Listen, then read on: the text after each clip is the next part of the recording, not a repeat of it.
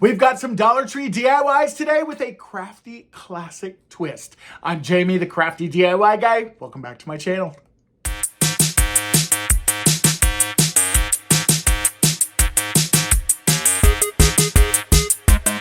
And for this first DIY, we are going to take some of these letters that I picked up from Dollar Tree. I've got some rubbing alcohol. I have these wood wick candles, and you'll see why I grabbed these in just a second. And then we've also got these glass vases from Dollar Tree. You can get these in a couple different sizes. Now, these wood wick candle holders, believe it or not, are the perfect size stoppers for these Dollar Tree vases. How crazy is this? Now, when I was doing this project, I wanted to make sure that I was cleaning those wood covers or coasters, and I put rubbing alcohol on them. I scrubbed them really, really well and just kind of cleaned them.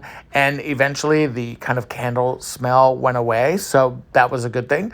And then I took them outside and I just decided to spray paint the top of them. I'm not going to spray the lower part of them or the bottom part of them because I want these lids to not come in contact with my food. Now I'm going to take my poster letters, and as you can see here, I'm applying them to the sides of my vases because we are going to kind of make canisters with these. I've got one that says yum. I've got another one here that I'm going to spell out the word carb, and we are going to create some candle holders or some food canisters, that can be used to store some food or some snacks in. Now, I do not recommend putting any kind of open food in this. I wouldn't put like dry oatmeal or anything like that. I would keep things contained because I don't know how really good that whole alcohol washdown was. I took everything and spray painted them outside, and now I'm just going to remove those letters. As you can see here, some of the paint is going to peel up, but that's not a big deal at all. Just go ahead and slowly do this and touch up if you need to with a little bit of chalk paint. This is what they look like, and now this is what they look like all assembled. As you can see, I've put some pasta in mine and put them in my kitchen. I really love the way this looks. I think these are super, super cute, and they could be really, really fun to recreate for your space, maybe even in the bathroom. I think these are a lot of fun. And for this next DIY, I'm going to take these candle holders that I picked up from Dollar Tree. They were already spray painted black, so they were perfect for me. I also have these glass toppers that just fit perfectly on this. These are also from Dollar Tree, and we're just going to glue them together. You know, you've seen these types of high-end looking candles at like Home Goods and Pottery Barn and places like that. Add your Dollar Tree candles into these, and you've got the perfect setup. Super, super elegant. I love this home decor look. This is super stunning, and it cost me at the time about $4. And speaking of home, this next DIY, I'm going to combine a Dollar Tree Easter sign. I've got some burlap, and then I've got one of these kind of windmill wind chimes, and we're going to create the cutest sign for home. Now, this burlap sheet, I believe I ended up picking this up probably at Michael's. It's a little bit bigger than the sign, but that's not a big deal at all. I'm going to take this sign, and we're actually going to trim it down, or I should say the sign is a little bit bigger than the burlap sheet. So figured out what the measurement needed to be, and as you can see here now, I am scoring this with my ruler, and then I'm just going to take the straight edge and we're just going to lop off that bottom piece. I decided to just go ahead and score it a couple times, and then I'm taking some scissors. If you had a knife cutter blade or something like that, you could totally do that. I'm taking some spray glue here, and I'm going to just add it to the back of the sign there. I wanted to use the back of the sign since the bunny and the other side was kind of cute. Also, that one had a lot more texture, so I was afraid it just was not going to hold that burlap the way that I wanted it to. So just go ahead and then play around with the burlap and add your glue. Get everything glued together. We're going to let that dry. Now you can see here I am painting up these home signs. I am trying to get these letters to kind kind of mimic the same color that you see in the windmill there. I did, of course, add a little bit of blue tint to my gray paint because, of course, you guys know blue is my favorite color, and I thought that would be a nice complement against the paint and also against the burlap. Now, I did also end up kind of taking some of that blue paint and kind of dabbing it onto the windmill part as well. That way it would kind of tie everything together and really make a super, super cute statement. Now, once the sign was ready to go, as you can see here, the burlap edges on the left and the right, I just kind of need to trim those down a little bit. I'm just going to take my scissors and go really down the side super quickly here, and then I'm just going to wrap the sides of my sign. I'm going to do that with this hot glue here, and then on the front side, we're going to take that windmill wind chime apart. We're going to go ahead and glue the pieces back together on top of our sign, creating this really, really inspirational and super cute sign for my home sign here, and then add any kind of glue where you feel like you need to with the little windmill. I want to make sure that this stays against the burlap, so I'm going to add it in a couple different spots and then just kind of glue everything together. I did add the paint can here on top, that way I could let it just sit for a little while and then pick away any of the little glue globs or anything. As you can see here, I really, really used that paint can a whole lot. I told you guys at the beginning, these are classics. These are videos from my old kind of DIYs, and I'm kind of updating the voiceover on them. So please forgive me with some of the camera angles and some of the craziness that you're seeing here. For the letters, I just went ahead and added them and glued them directly down to the burlap. And then I decided it needed a little bit of color, so I wanted to add this swag at the bottom with the burlap kind of twine, and also include the blue flowers and the greenery. I love the way that this turned out. Super, super cute. And this is actually, believe it or not, still with a neighbor of mine. Now for this next DIY, I am going to be creating probably one of my absolute favorite DIYs that I've ever made. I took a lot of materials, as you can see here. I've got a smaller child size hula hoop. I've got a plate. This is just a plastic plate that I spray painted gold. I've got my little lineman pliers here. I've got some oversized popsicle sticks. I've got this tomato cage that you can pick up from Dollar Tree as well. I've also got some twine, and then I've got the larger hula hoop on the outside. First thing you're going to want to do is kind of strip off all of that wrapping that is on your hula hoops. Once you kind of just cut into it with a blade of any kind, you will start to be able to kind of peel these away. And then you're going to get to the part of the hula hoop that is joined together. Now, this is going to be a little bit more challenging to kind of peel this off, but you can do it. And then also when you do that, you will see your hula hoop will separate like this. Now, every hula hoop has these kind of like little beads or beans inside of there, and you want to make sure and get rid of that altogether. Now you can see that everything is black already when you reveal the all of the kind of metallic stuff that I took off of there. And look, there's a great zoom in of my bald spot. You can take these tomato cages and just kind of start to split them up, and you're going to glue these right on top, and you can kind of see how I've created a face of a clock. And now I'm going to go ahead and place my oversized popsicle sticks at 3 o'clock, and then I'm just going to do the 6 o'clock, the 12 o'clock, the 9 o'clock, and then we're going to start filling in the rest of our clock numbers to kind of create this whole kind of clock idea. And this is done with Dollar Tree items. It's really, really crazy. So as you can see here, I have taken the clock outside and I'm going to start to spray paint it. I am using a matte black spray paint from Rust-Oleum.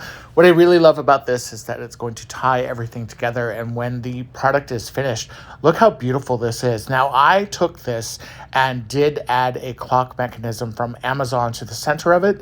This is a clock that is super, super cool in my house, but I also thought, how cool could this be as front porch decor? Now, also taking some hula hoops, we've got a another project here that I'm going to be sharing. Now with these hula hoops, you're going to do the same exact thing that you did before. Go ahead and separate them, take off the bright shiny part, but the only difference is with these, you will want to make sure that your hula hoops are the same size. Now for mine, whatever reason, they wouldn't kind of glue back together, so I did glue them back together and then added some tape. Now these other Dollar Tree signs, there goes Mr. Otis, by the way.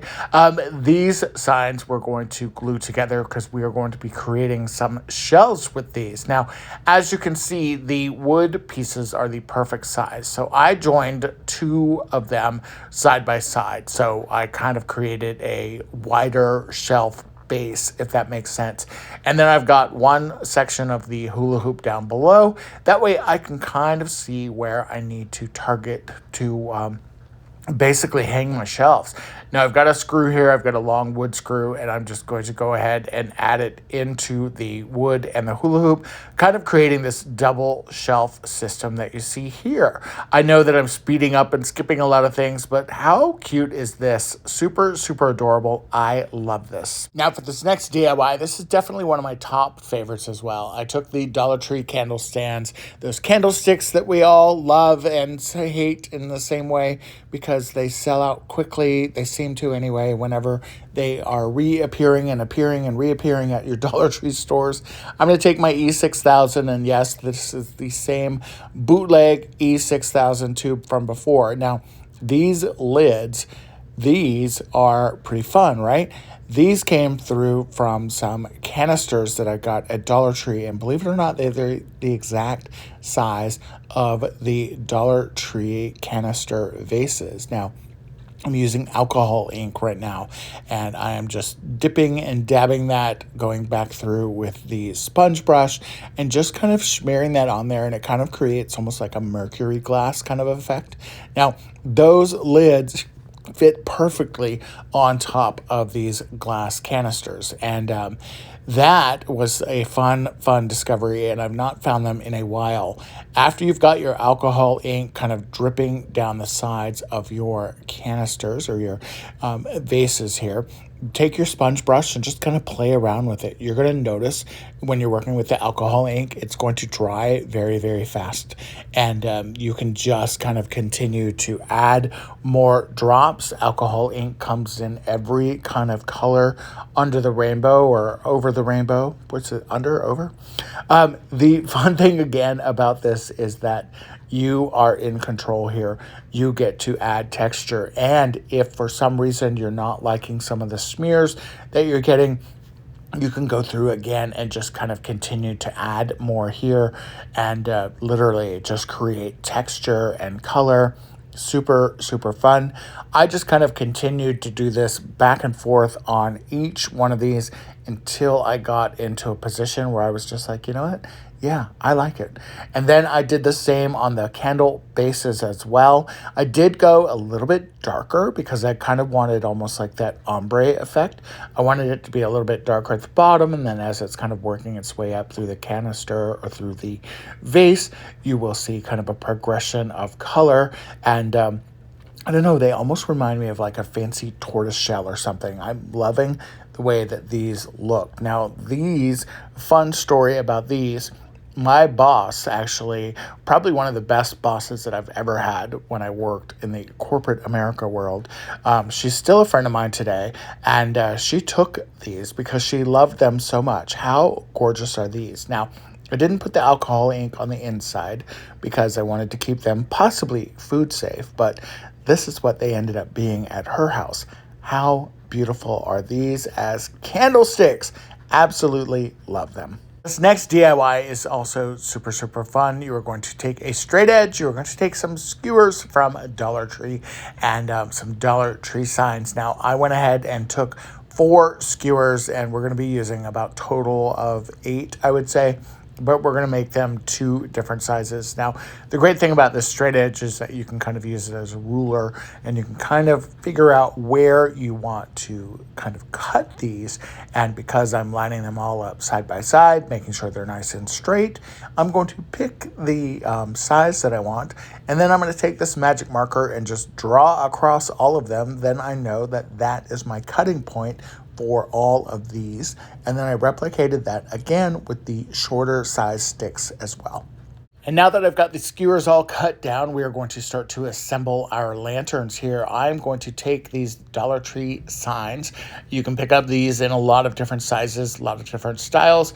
I tend to like the ones that are kind of the MDFs, or that are a little stiffer, unlike the cardboard ones that you see nowadays, the newer kind of cardboard ones.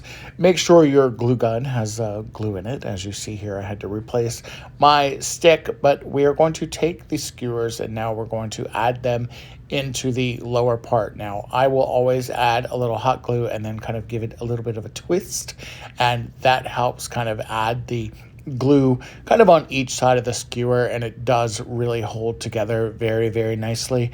Again, just going through and replicating that on all the corners. And remember, I did cut 2 different sizes of my skewer sticks here, so we've got a larger version of these lanterns that I'm recreating, and then we also will have a smaller version of these lanterns. So now to the top of the lanterns, we're going to add some crossbars here, or some more skewers that I've cut down. And I just cut them down to size. And then again, we're going to add some additional ones because we're building almost like a little house frame. Now, each one of the skewers there, you can see I've got a little bit of a kind of an angle here that I cut them at. And that was purposeful because I want those to kind of sit a little more flush on the top there, because I'm kind of building almost a structure that's going to look like a roof line. And you can see here with the glue, it kind of holds it in there for a little bit, and then it gives me enough time to add some hot glue onto the other piece, and then kind of piece and hold everything together, burning my hands just a little bit there. And then holding these 2 pieces at the top together. That way I can go in with more glue and creating my kind of house peaks. And then we're going to go ahead and add the piece on the top as well, and just kind of hold that into place. And now I've got 2 really cute house structures. I took my structures outside and I spray painted them silver. And I loved the way that these turned out. Actually, these ended up being a housewarming gift for a friend of mine that lives in the neighborhood. And she told me the other day when I saw her that she still has them. So this is what they looked like before I gave them to Carrie. I'm so happy that she loved them and she's enjoying them. And I just love them. This is one of my favorite designs.